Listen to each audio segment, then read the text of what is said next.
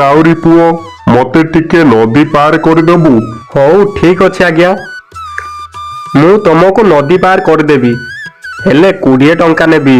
ହଉ ହଉ ଠିକ୍ ଅଛି, ଶୀଘ୍ର ଚାଲ, ମୋର ତେଣେ ବହୁତ ବିଳମ୍ବ ହୋଇଗଲାଣି। ଏମିତି ବ୍ରାହ୍ମଣ ଓ ନାଉରୀ କଥାବାର୍ତ୍ତା ସରେ। ନଦୀ ପାର ହେବା ଲାଗି ଡଙ୍ଗାରେ ବସନ୍ତି। ବ୍ରାହ୍ମଣ ଓ ନାଉରୀ ଦୁଇଜଣ ଡଙ୍ଗାରେ ଯାଉଥାନ୍ତି। ଡଙ୍ଗାଟି ମଝି ନଈ ପହଞ୍ଚିଲା ବେଳକୁ ବ୍ରାହ୍ମଣ ପଚାରନ୍ତି, ଆରେ ନାଉରୀ ପୁଅ, ତୁ କିଛି ଶାସ୍ତ୍ର ଫାସ୍ତ୍ର ପଢିଛୁ ନା ନାଇଁ ମ? ନାଇଁ ଆଜ୍ଞା, ମୁଁ ତ ମୂର୍ଖ ଲୋକ, ମୁଁ କିଛି ପଢ଼ାପଢ଼ି କରିନି। ସେ ବ୍ରାହ୍ମଣ ଲୋକ ଅଧିକ ଜ୍ଞାନ ଅର୍ଜନ କରିଥିବାରୁ ବହୁତ ଗର୍ବ କରନ୍ତି ଓ ସେ ନାଉରୀକୁ ପରିହାସ କରି କୁହନ୍ତି, ତୁ ତ କିଛି ଶାସ୍ତ୍ର ଫାସ୍ତ୍ର ପଢିନୁ, ତୋ ଜୀବନକୁ 3 ଭାଗରୁ 1 ଭାଗ ନାଶ କରି ସାରିଲୁଣି।